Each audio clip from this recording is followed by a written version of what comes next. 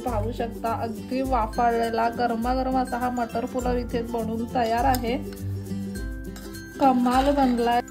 Hello friends, स्वागत आहे तुमचं पुन्हा एकदा बाईट्स विथ प्रणव चॅनल मध्ये। आज ना बाईट्स विथ प्रणव मध्ये आपण मटर पुलाव बनवणार आहोत।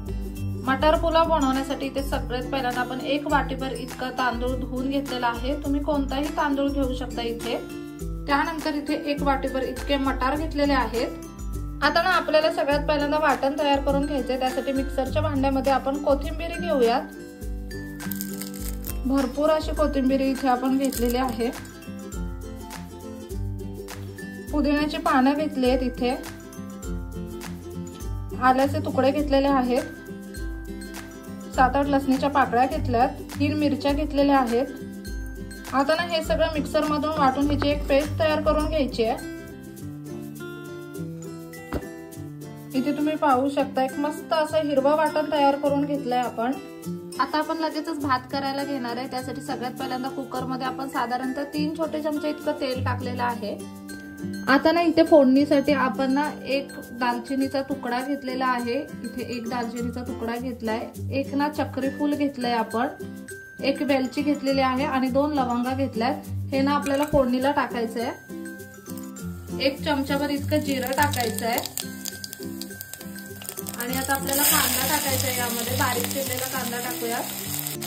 1 छोटा बारीक चिरलेला कांदा आपण यामध्ये टाकलाय। आता हा कांदा तेलावरती छान असा परतून घेऊया। पहिल्यांदा साधारणतः 2 ते 3 मिनिटांसाठी आपण कांदा छान असा परतून घेतलाय। आता हा ना जेवढं वाटण आपण केलं होतं ते सगळं वाटण यामध्ये टाकलेलं आहे।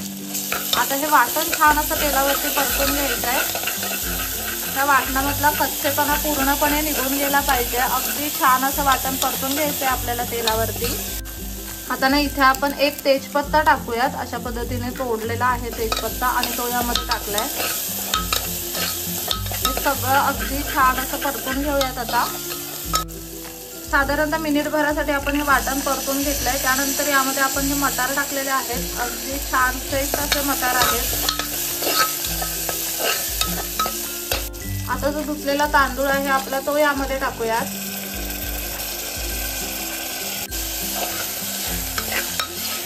हे सगळं अगदी मस्त असं मिक्स करून घेतोय आपण। आता ना हे सगळं व्यवस्थित मिक्स करून घेतलंय आपण। तांदूळ छान असं परतून घ्यायचं आहे साधारणतः अर्ध्या 1 मिनिटासाठी। आता यामध्ये ना आपण गरम पाणी ऍड करणार आहोत। इथे आपण 1 वाटी तांदूळ घेतलेला, त्याच्यासाठी साधारणतः 2.5 वाटी इतकं पाणी घेतलेलं आहे। हा भात ना थोडा ओलसरच खायला छान लागतो। आता यामध्ये चवीप्रमाणे मीठ टाकूयात।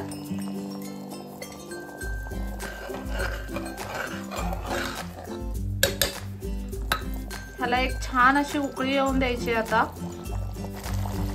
आता इथे एक छान अशी उकळी आले। आता आपण कुकरचं झाकण लावून घेऊयात आणि साधारणतः 2 शिट्ट्या करून घ्यायच्यात।